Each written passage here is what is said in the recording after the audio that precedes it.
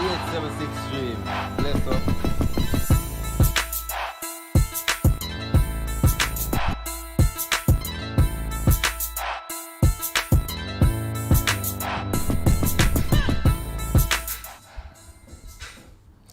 It's called Votball, Gochedi Namidag. All of this and more in this, now streaming Qatar.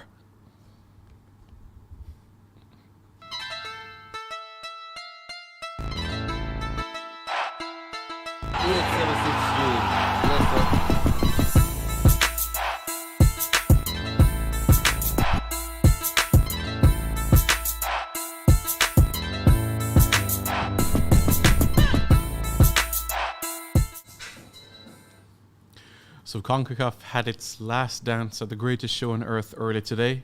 The United States, which was CONCACAF's only representative in the last 16, they are now out of the competition. That means that there's 0 teams left from the region in this competition. 3 from Asia, 2 from Africa, 2 from CONMEBOL, and 8 from Europe. So that's 15 teams left. At the end of today, 14. End of the weekend, 12. End of Monday, 10. And come Tuesday, well, there'll be 8 teams left. Just like that. Went from 32 to 16.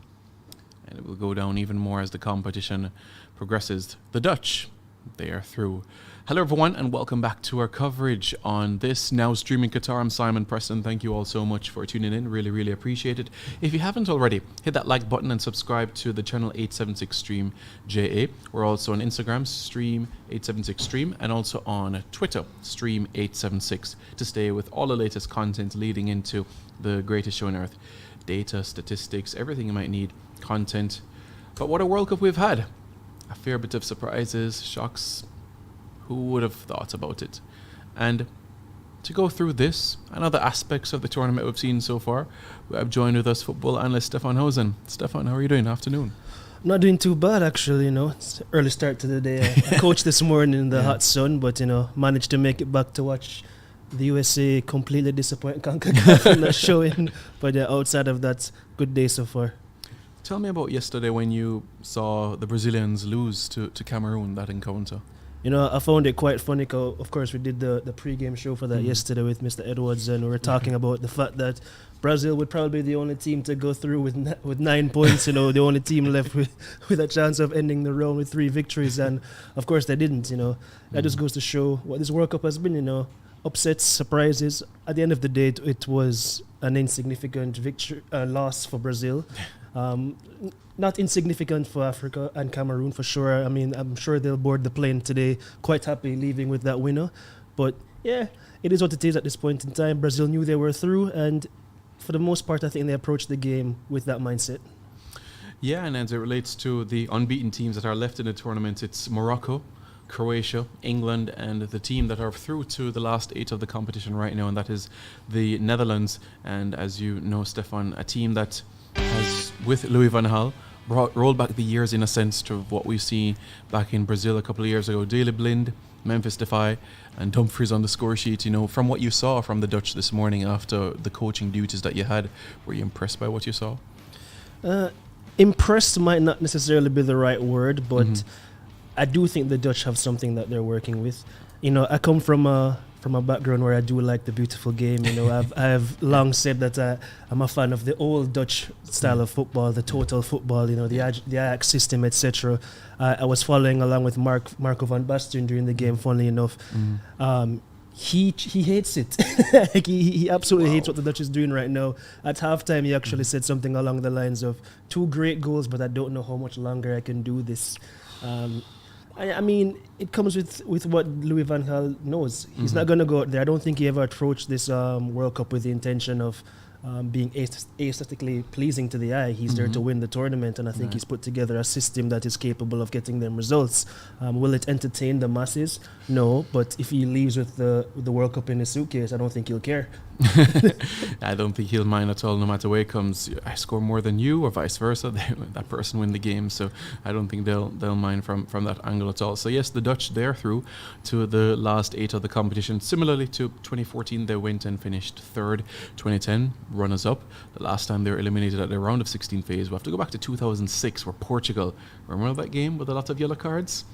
Yeah, that was quite a game in particular. Robin van Persie and company. Memphis Defy, just 7 goals now shy of Robin van Persie's 50 goals for the Dutch. So Memphis Defy is now the Netherlands' second all-time leading goal scorer in World Cup history. Stefan, before we look at, from the United States angle, I just wanted to go over with you the different groups that we had in the World Cup. Remember when we started 2 weeks ago? It's amazing how time goes by so quickly.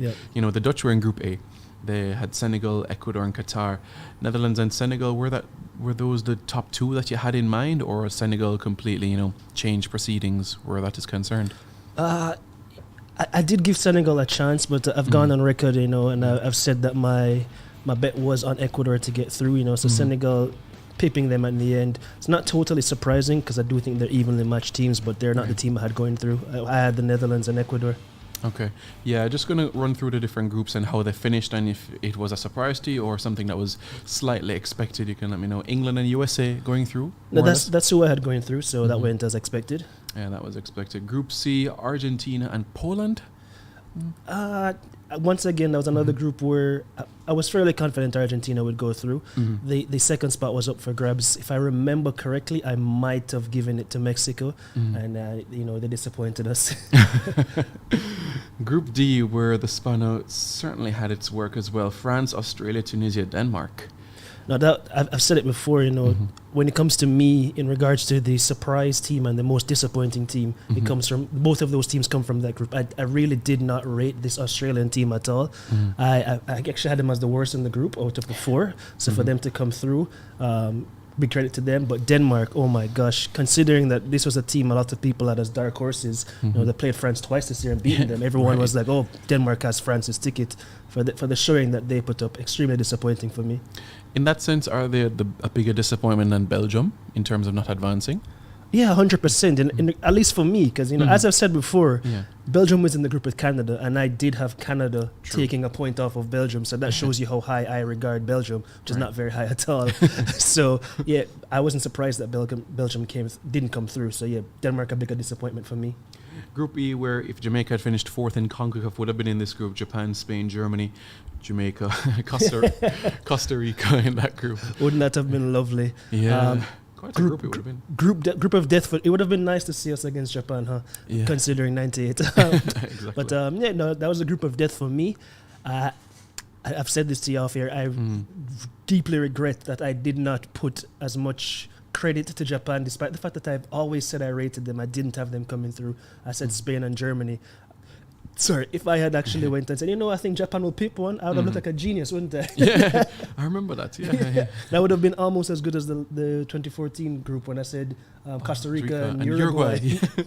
Yeah, to that day, folks. Seriously, if you guys remember as well, even on different social media groups online as well, Stefan said it, and many people said, what? 2014, yeah. 2014, Costa Rica and Uruguay, England and Italy not going through. Yeah, and we're saying, come on, really? England and Italy going home? Yeah, majority of us, even myself, David Lawson, we're along the same lines as well. That was a great pick from me. Yeah, absolutely. If only I'd used that magic on the lotto numbers that year. Yeah, be a millionaire right now. Can you imagine? Group F, Morocco, Croatia, Belgium, and Canada.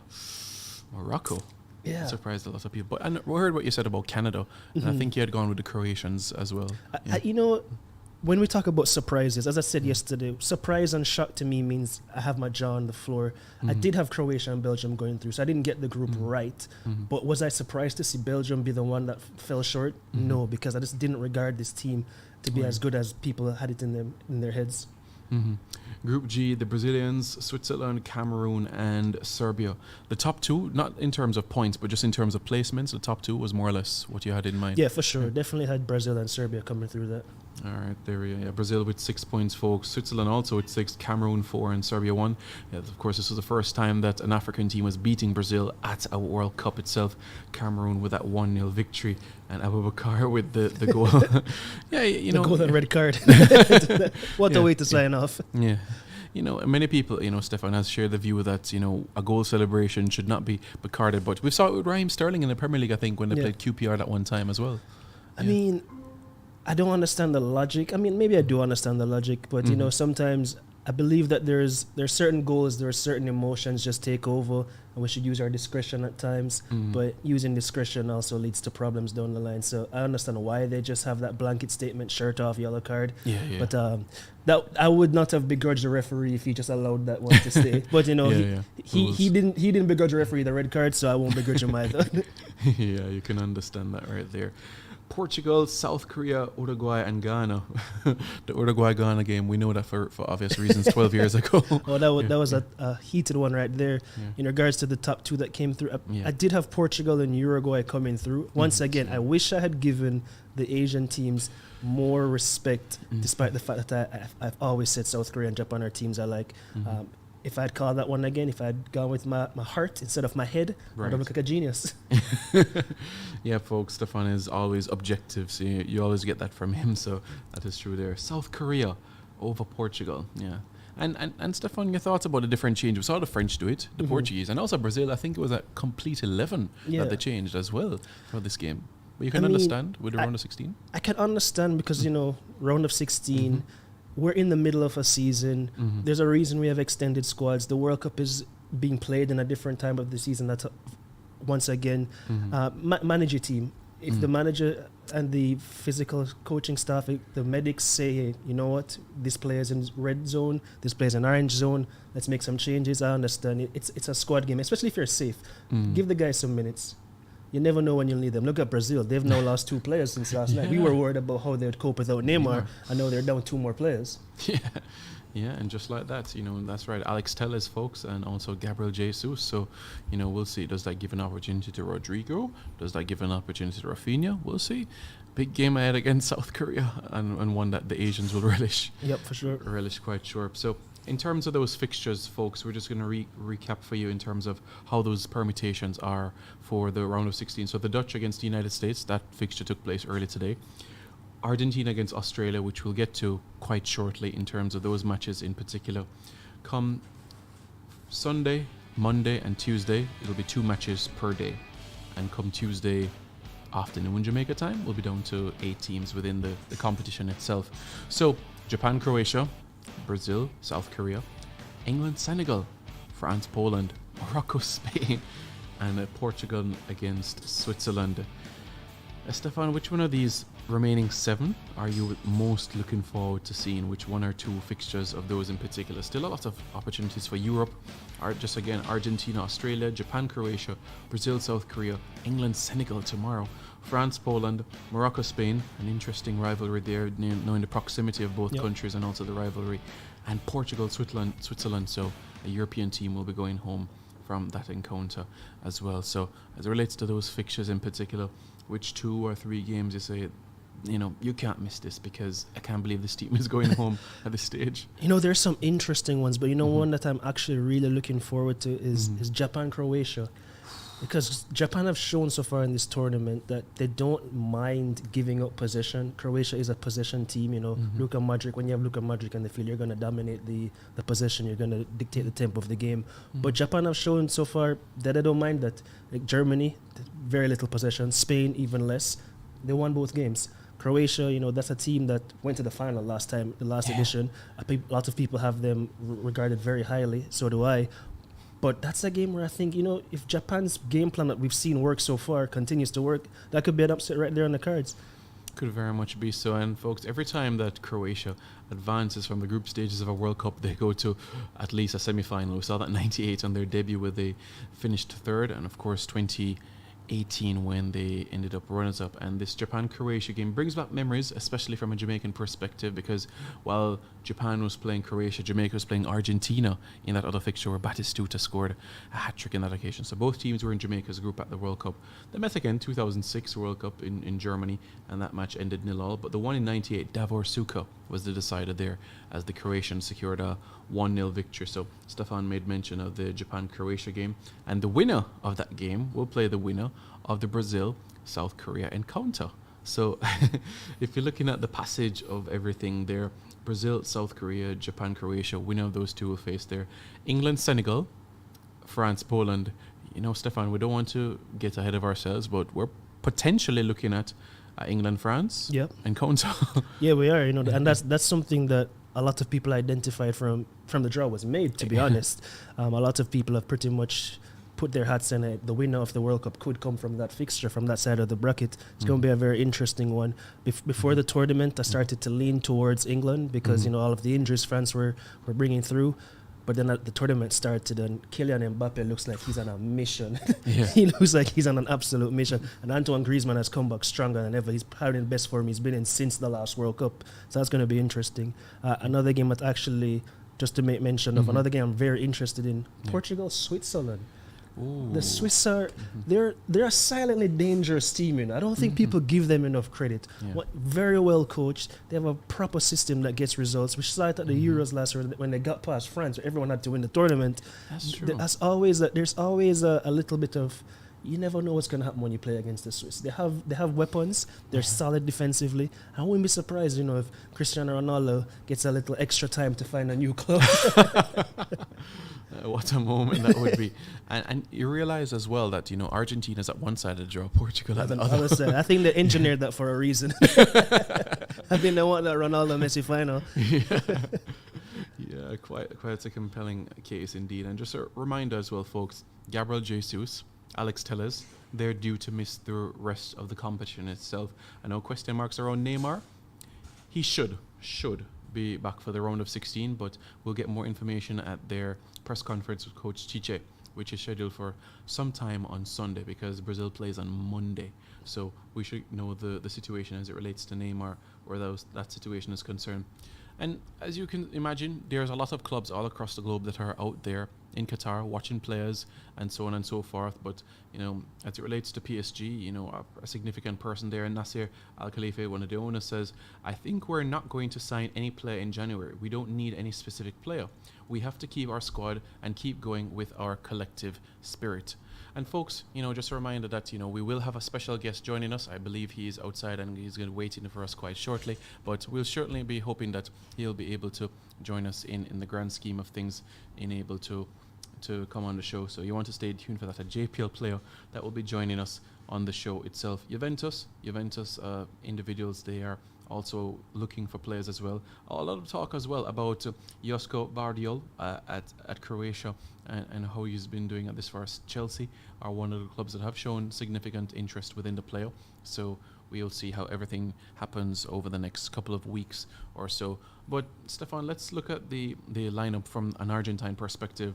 Martinez in net, as expected. You'd say Acuna at left back, Molina at right back, Romero, Otamendi at central defence, De Paul, Fernandez, McAllister in that middle, and up top the likes of Gomez, Messi, and Alvarez. That's the lineup from the Argentine perspective. So, Di Maria, he's on the bench for this one. I haven't seen Dybala. That's a compelling case. Why we haven't seen Paulo Dybala? That's a funny one. That's been interesting for pretty much the majority of his career right now. I personally think it's very hard to put Messi and Dybala on the field at the same time. I think they operate in similar channels, and especially when you think about it, Messi's not going to do a lot of defensive work. Dybala isn't going to do a lot of defensive work. So if they're counter-attacking each other, if they're getting each other's way going forward and they're not doing anything defensively, you're leaving holes there. So I'm not too surprised that we've rarely ever seen that combination. I think it's interesting that Alvarez is the one that gets in. I think Argentina realized they need someone that can stretch teams up front. And that's another reason why I think the McAllister situation really helped them in the last game. Messi played further up, but he was in somewhat of a false nine role, dropping deep, and McAllister was able to get past him and stretch teams. Again, I think they're going to go with similar things, so hopefully it works for them. Yeah, hopefully it does work out for them. So I know Manchester United fans are saying, where's Lisandro Martinez? He's on the bench for this game, so he's out. I don't think people give enough credit to Otamendi. I think they still think he's that same player from 5 years ago that used to make mistakes constantly. Otamendi is probably the linchpin of that defense, experience-wise, and he always seems to turn up for them in the last couple of years. Did you by chance, Stefan, get to see one of Argentina's last friendlies before the World Cup, the one against Jamaica? Because he started and got a lot of praise as well. Did you watch that game in particular? Oh, yeah, definitely. Yeah. I did watch that game. It probably was one of the games where I started to doubt Argentina's chances a little bit more. I came into this World Cup, I really didn't think Argentina had much of a chance of actually winning. I don't think I've been convinced otherwise. They do have an interesting cohort of attacking players, but I think they've lost some that I would have thought would have made differences moving forward. But I'll give them their credit. They've bounced back well after that loss to Saudi Arabia, and we have to give them praise for that. Certainly, we have to do so. I know goalkeeping is your speciality, and I just wanted to get your insight on both keepers for this game. Firstly, Emiliano Martinez and, of course, Matt Ryan, who have seen throughout his time at Brighton and Hove Albion.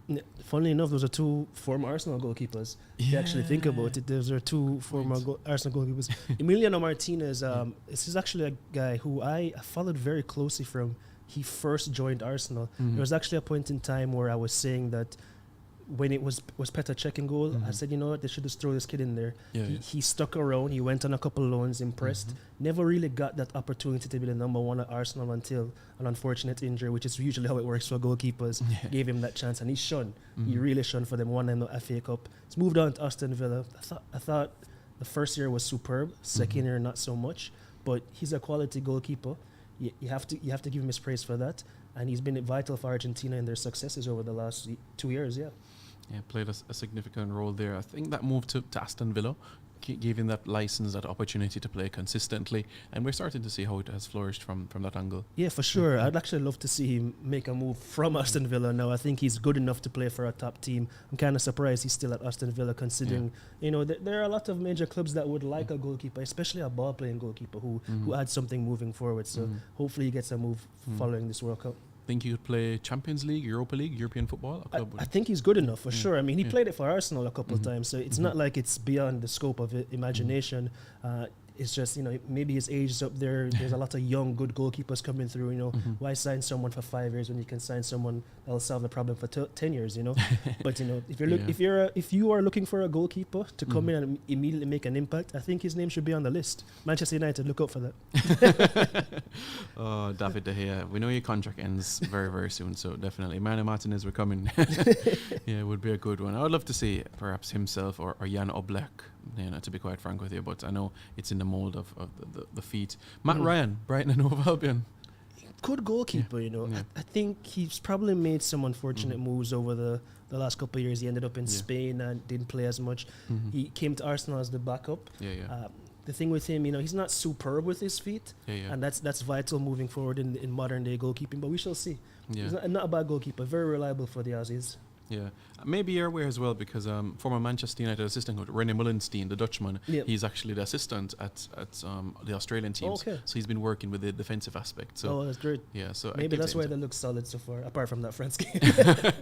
So it gives you insight into things. So folks, we have a very, very special guest joining us, a man that plays in the Jamaica Premier League and has been a new kid on the block in some eyes, but certainly on rising quite well. And this is none other than Malik Stevens. Malik, how are you doing? Afternoon. How are you doing? All is well? Well, all is well. I'm doing fine at the moment. How are you enjoying the World Cup so far? Well, the World Cup has been a very surprising one, and it's going awesome so far. Yeah. Who's your team? Which team you support? I'm a Brazilian by birth. By birth. Let me see that passport. Yeah, what we'll ask all our guests, Malik, is their first World Cup memory. What was your first World Cup memory watching it? First World Cup memory was 2010. First game actually was, I think, the quarterfinals when Netherlands knocked out Brazil. Wow. That's my memory. That was the first time I ever watched a World Cup game. And the broken heart of and that. the broken heart. Let you decide to stay with them, understood. Yeah. Was there a player on Brazil that you looked up to why you started supporting them, or the team as a whole, impressed you? Well, my household supported Brazil, and I really like Kaká at the moment, so that's one of the reasons I supported Brazil. Yeah. And how you think Brazil has been doing so far within the tournament itself? Well, to be fair, Brazil, we expected more from Brazil so far in the tournament in terms of goal scoring pros going forward. So, but the tournament has only just started. You can only grow more forward because I'm sure we're going to win this tournament. Really? Okay. Love the confidence. Yeah. Very, very nice confidence there. For you, Neymar has been injured for some time. You think he would be the key towards the title, or it's more of an all-round unit with the others around them as well? Well, Neymar is a good additional to the team, and the team plays better with the confidence that they have Neymar on the pitch. But what we see from Neymar has been injured. The team has been playing great. They want to win this trophy for him, either with him or without him. They want to win this trophy for Neymar. So I think they're gonna do very well without him. All right, folks, just a reminder as well, let us know your thoughts in the comments below as well, and give us any questions you might have for Stefan or Malik as well, or anything in relation to this watch along for the game, Australia against Argentina. Ahmed Saif Ahmed says, stream time, hoping to see that Argentina upset. Yeah, quite an interesting one, you know. That's an upset if Argentina win. Yeah. Or he wants them to lose. He wants them to lose. Oh, He wants, yeah. Hater. Yeah, so we know it is. Jamaica is 60% Brazilian and 40% Argentinian. So, you know, certainly the Brazil fans will be on the Australian side today. So we'll definitely see how things go where that is concerned. Malik, how's things in the JPL? How are things this season for you? Well, as you know, I recently joined Arnett Gardens. I haven't played yet, so looking forward to get my first minutes for Arnett Gardens Monday night against Malines United. So Yeah, how has the transition been, you know, from Portmore to Arnett, you know, and the opportunity, how it came out? A phone call, a email, a text message? well, Coach Teagat Davis, we're from the same parish, so I always wanted him to be my coach. And then at the end of the JPL season at Portmore, I played the under 20, and then the rest is history. I saw Coach Teagat Davis. He asked me if I want to join his Arnett Garden unit, and I think about it for a while, and then I decided to join him. And how has it been, you know, training with the players at Arnett and the caliber of players at Arnett so far this season? Well, the level at Arnett, I have to say it's a lot quicker, and it's more aggressive. So I'm fitting in with the guys. They welcome me, and we have a family there, and we're hoping to go full force for the title this season. The title, okay. All right, so far. You know, anybody from Portmore call to check in on you or say how you doing, or, you know, we'll miss you, brother, come back? Well, yeah, I have some brothers there. Yeah. So they always tell me, come back or do your best. And we hope to see each other down the road, either in the national setup or some, either overseas or so. Yeah, and for those that, you know, may not know a lot about you, tell them in terms of the high school that you went to and the position that you played as well. Okay, my name is Malik Stevens, attended the Monroe College. Play central midfield. Well, in my schoolboy years, I played as a out and out winger, and now playing in the JPL as a central midfielder, and sometimes right back or left back. So I'm very much all-rounded player. But you will never catch me going to goal. Yeah, and in terms of, you know, after Monroe, was it straight to Portmore, or there was a transition as well for you? Well, after Monroe, there was straight to Portmore, because I never got to play my last year of schoolboy football due to the COVID-19 situation. So I just went straight to Portmore, began to training. Was hoping to get the break in last season. It never happened, so I have to work again this season. And you said that you played, you know, in the under 20 leagues as well. What was that experience like for you as well? Well, it was a good experience, playing in the under 20, working with different coaches and playing with different players, younger players, trying to lead them and so forth. So it was a good experience for me. Yeah, and in terms of, you know, this World Cup as a whole, you see the upsets, the surprises, and everything like that. You know, how are you enjoying it so far, and from that angle? Well, been enjoying the World Cup because some teams I won't say any names, are getting hit. No, man, call them out. Call them out. Yeah, like, if fine. you realize that we're black today, I'm hoping Argentina gets a beat now. So we could keep Funeral a clothes, I got you. funeral service. Yeah. Yeah. I like how the teams that they Yeah. so-called call the underdog teams are stepping up in this World Cup, giving us a lot of surprises.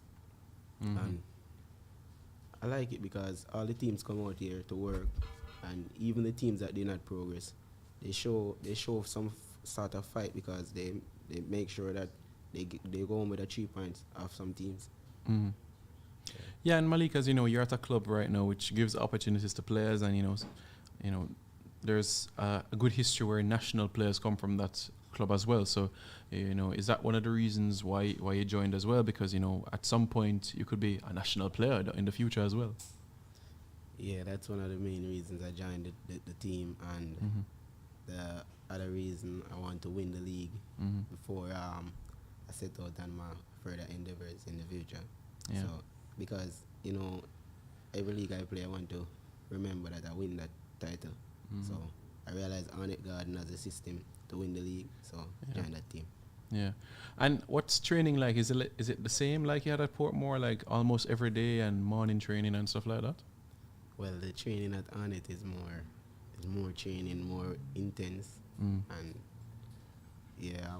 I'm willing to put my head down and work to get a spot in the team. Very, very nice. Very, very nice to hear. Folks, just a reminder, hit that like button and also, subscribe to the channel as well. And, let us know your comments as well. Quite shortly, we'll commence our watch along for the game, the Australia against Argentina encounter. And just a reminder of that, team that is lined up on the Australian angle, because we gave the Argentine angle. The Australian, it's Matt Ryan that is in goal, Rolls and Sutar at central defence, Degneric at right back, Bicek at left back. Bacchus makes his first start of the tournament, the South African-born Bacchus on the Australian team. Irvine and Aaron Moy is in the team, so is Lecky, and up top it is Duke and McGree for the Aussie outfit. On the Australian, but rather Argentinian perspective, Martinez in net, Molina at right back, Acuna at left back, Romero and Otamendi at central defence, DePaul, Fernandez, McAllister, Papa Gomez, Lionel Messi and Julian Alvarez are the front three for the Argentine unit.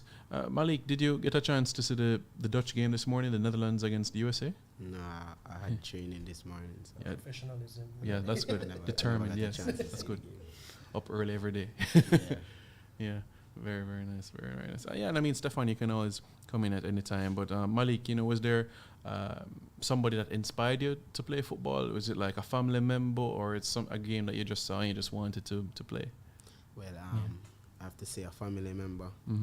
Shout out to Romain Lewis. He used to play for Harborview, and he anytime he always come home from training and thing, he always like kicking the ball with me. So I always loved that. And then I remember one day I was in grade 3.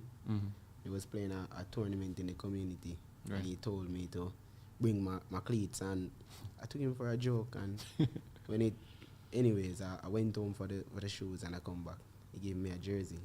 Jersey couldn't even fit me. They tied it up on me, and I went out there and I scored my first goal in my first professional game. Wow. And the rest is history.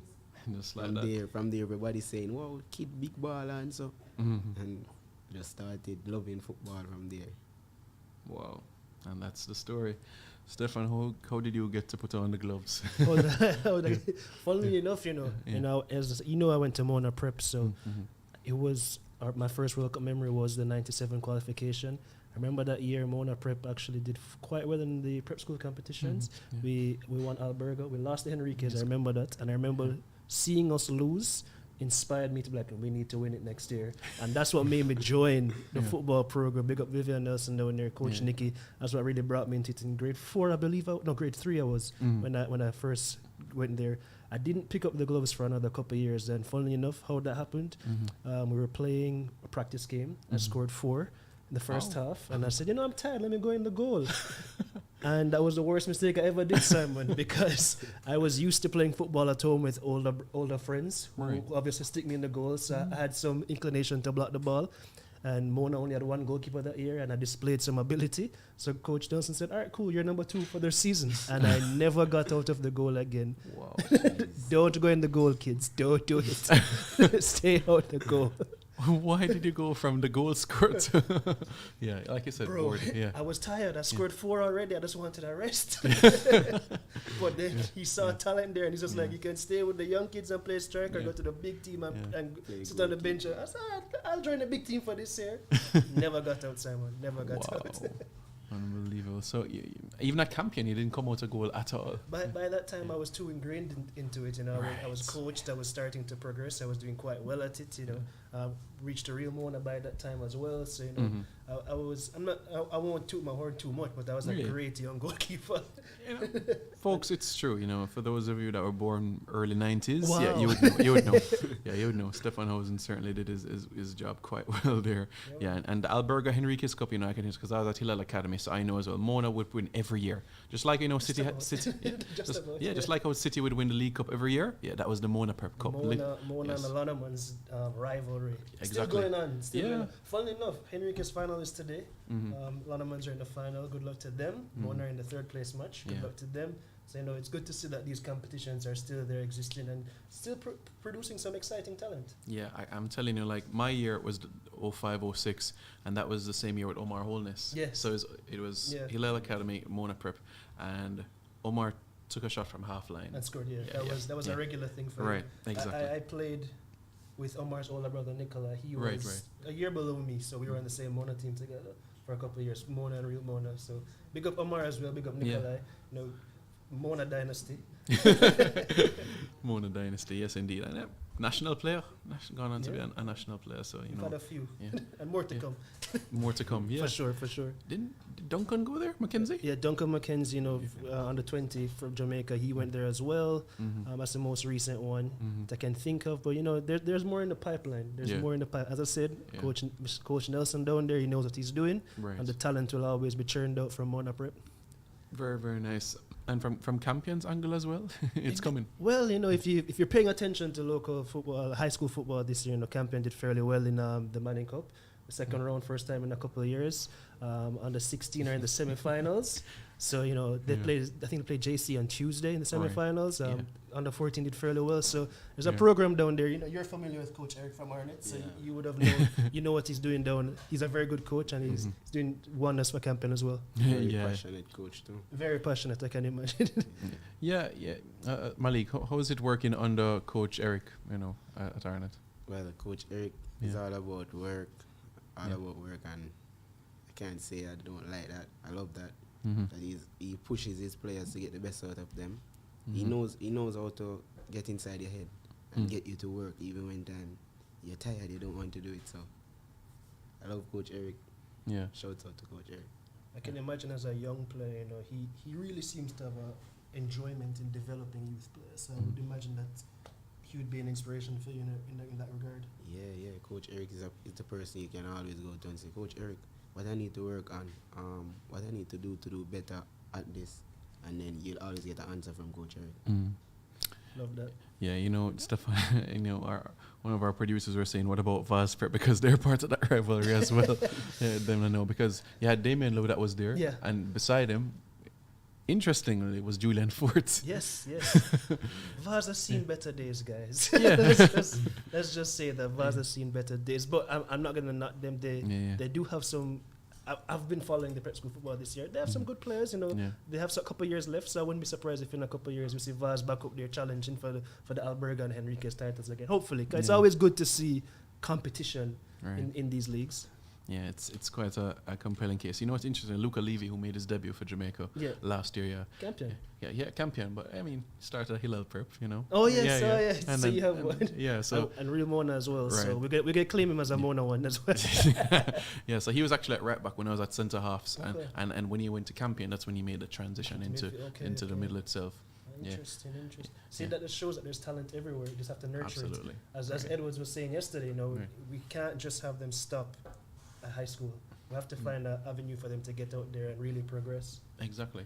Yeah, that's the most important thing. Justin McMaster, who made his debut and scored for Jamaica quite recently, a Cameroon game, went to Hillel Academy, didn't play club football or anything like that, went to Wake Forest, which is quite good in the States, transferred and got drafted to MLS. Professional today, you know, that transition there. Yeah, for sure. As I said, talent is there. We just need to nurture it properly. Yeah, that's going to be important, folks. We're getting close to kick-off. Teams will approach on the field quite shortly. We'll wrap up our pre-game discussion. In just a few, you'll see a couple of our folks sit in these chairs that are in front of us, and we'll watch the game. I'm sure you guys saw the watch-along quite early on. You know, our good friend Machel and also Jamal. We're quite happy to see the Dutch go through. But it's a compelling case with the Dutch side of things, you know, Stefan, because, you know, every time, like, Jamal might take a phone call outside the Dutch scores every time.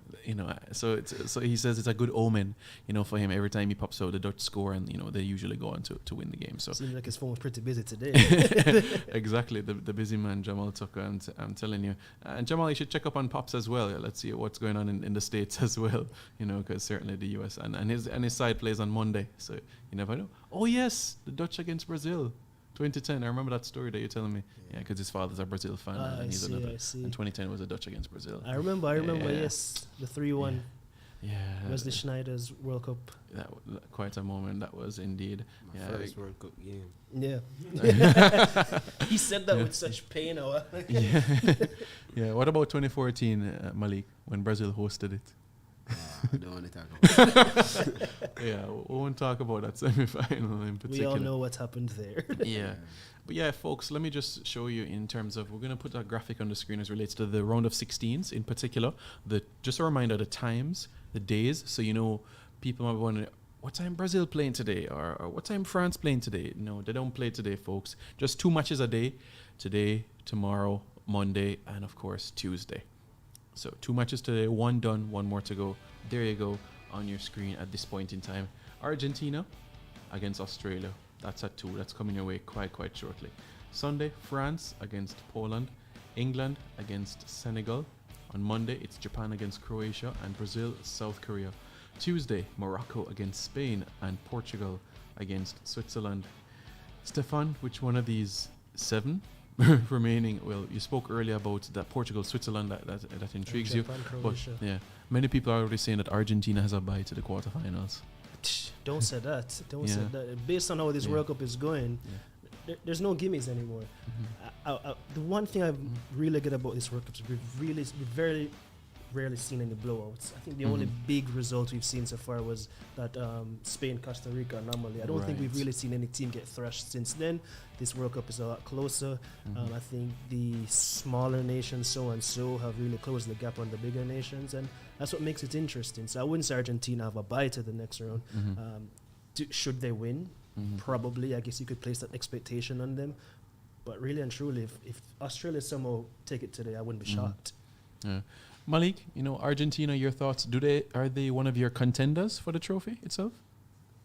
Yes, Argentina is one of the contenders for the trophy because what I see in their last 2 games, in the second half, I see a very focused unit. In the first half, they played a bit, in themselves, but in the second half, there was a very focused unit. So they was focused on the task at hand, what they need to do. So I think they in the camp, they have a certain focus, so they should be a contender. All right, sounds good. And folks, a reminder that this is Australia's first appearance in the round of 16 since 2006. Yeah, and this is their second time in the knockout stages of the World Cup itself. When the last time they were there, they took on Italy in the round of 16, and it was a last-minute penalty. The Totti penalty. Travesty. Yeah. That wasn't a penalty. That wasn't a penalty. It was never a penalty. It wasn't at all. So you can feel how hurt they were, from that. And what a quality squad! Tim Cahill, Mark Viduka and company, Mark Schwarzer, who Stefan can talk about. Quality goalkeeper. Yeah, they were a very strong unit, but then Viduka, as you said, Kuhl, good team. Kuhl. Yeah, and now here we are, 16 years later. I know in the last 16 against one of the tournament contenders right now. So, folks, what we'll do at this point in time, Stefan gave his thoughts about this Argentine unit and Malik as well. We're going to, show you the graphic again as it relates to those round of 16 fixtures and use that period of time to get our chairs prepared and get everybody ready for the watch along. And, you can chime into the discussion as well. Put your score predictions in the chat. Any questions you have for the panel as we get slated for our watch along right here. So, share this link with a friend as well, because you're going to see some excitement as well, especially if you see some goals. You want to see the reactions of our guests as well. So, bear with us, and we'll be back in just a few. You'll see our faces quite shortly. Until then, here are the fixtures that lie ahead, so you can put a mental note, put pen to paper, and you know exactly where to come for these. All right, folks? So we'll be back in just a few.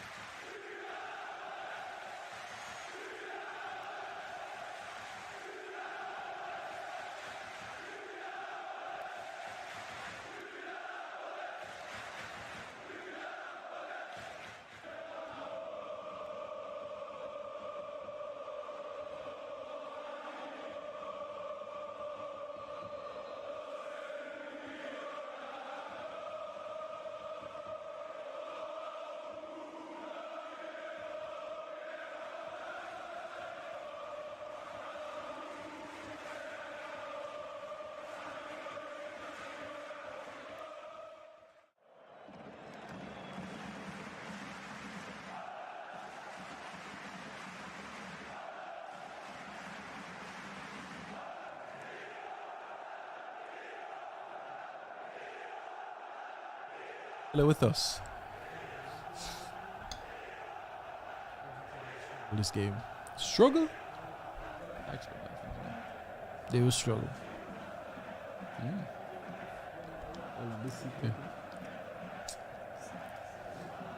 Matt Ryan and Messi. 2 goals of the game. 2 goals. You know what I'd love to see, honestly? A penalty shootout. I would love a penalty shootout. If Australia leaves today with a victory.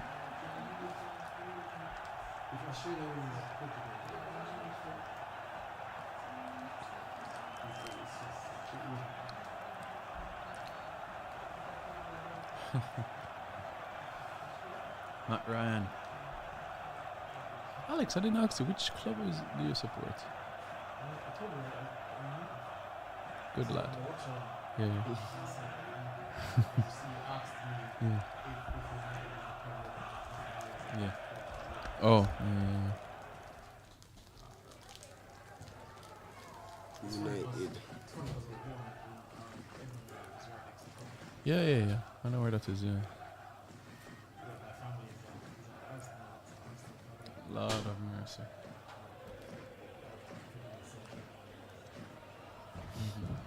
Jamal, it's fine in us. I watch along, so. It's funny how I became a United. Yeah? My sister is an Arsenal fan, but she was dating a bloke. Yeah. Sorry, Taco, you can turn on the AC. Thank you. She was dating a guy who was a United fan. Really? So for 1 week, she became a United fan just to impress him. 1 week? And it was in that week that Yeah. I happened to start watching football. I think I was like 5 or 6. Oh, Zine? So to like impress him, she bought me and herself like Man United paraphernalia. Yeah. I think around that time, that's when the 2002 jersey, the one with the black, Yeah. the black lines. Mm-hmm. That's when that's when I became a United fan. Then when it didn't work, she switched back to an Arsenal fan, but she wanted me to switch back, but I didn't want to switch back. Mm-hmm. And then you become fans for the weirdest reason. Okay. Oh, sorry, are you I'm not sorry. I was say it's like a relationship. You have ups and downs. Yeah. You have ups and downs. But we just need to work it out. Australia on the front foot. So the lineup at this, I saw. I don't know if it's correct, but Messi starts on the right of the front 3. Yeah. I expect there to be an adjustment, but yeah. Yeah, so you can see Alvarez already pulled on to the right, so that, I don't think that's going to be fixed. But, Yeah. I think that's him in the middle there.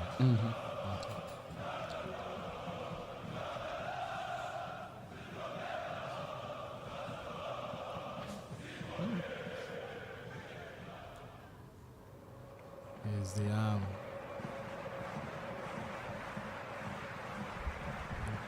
Australian John Joe Shelby.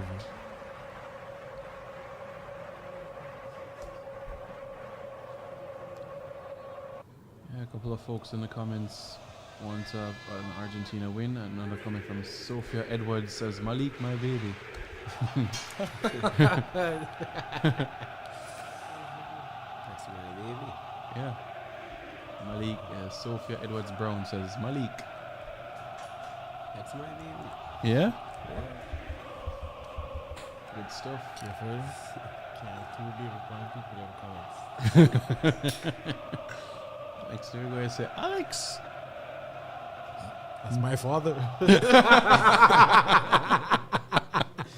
didn't know you had dad. You didn't tell me. Oh, not yet. Okay.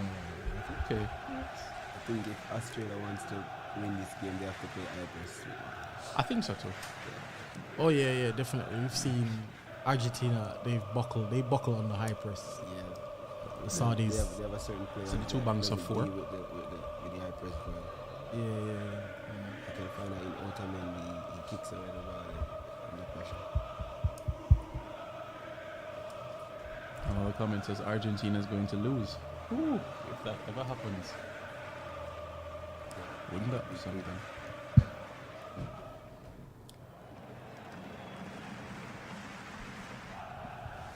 You know who's a fraud?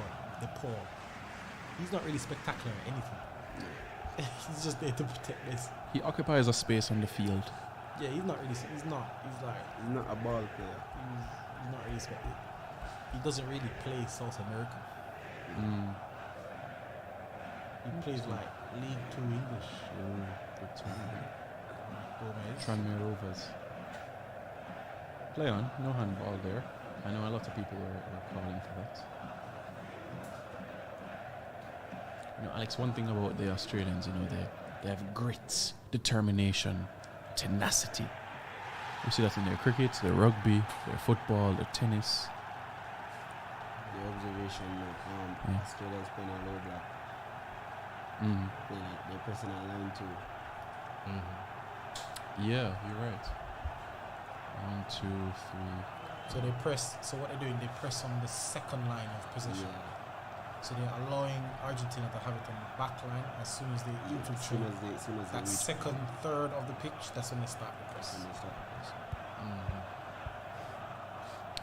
It's funny because that's not what Japan. Ooh. Referee should look at that. I don't look know. at that. It's outside the box. Yeah. But still unnatural position. Yeah. What's very interesting about the Japanese when they played Spain, they marked the space, Right. which was very interesting.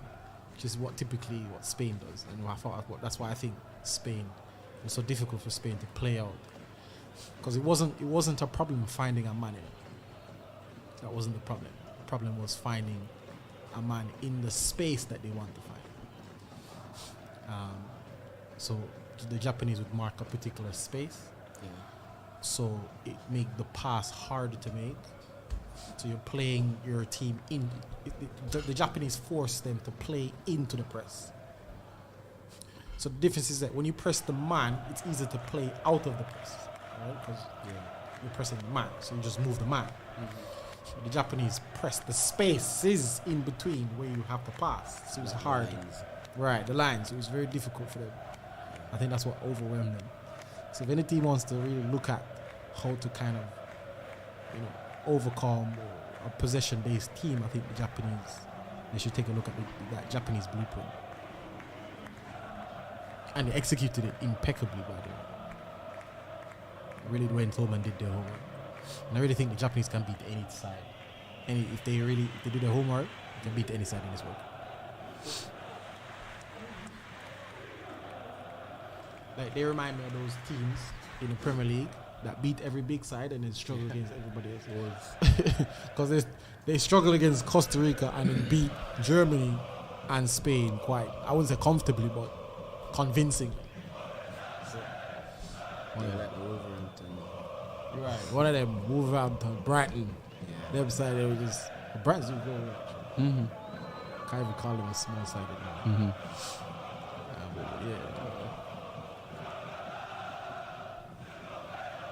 Yep, same thing like has been happening for the past 5 minutes. Australia, very, very disciplined. The back four line maintaining its shape. Well done. Oh, Messi is down.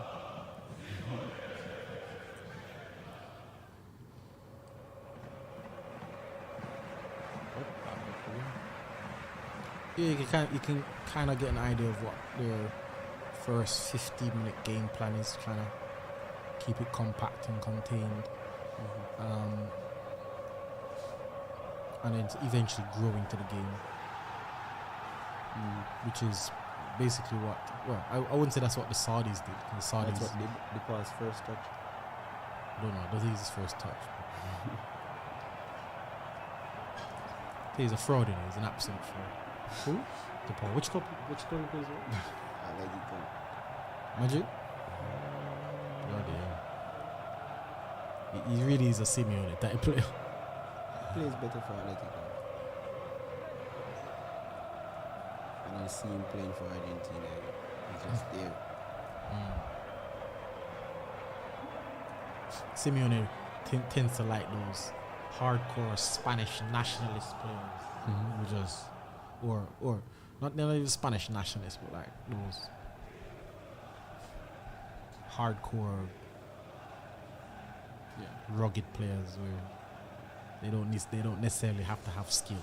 I think DePaul is one of them.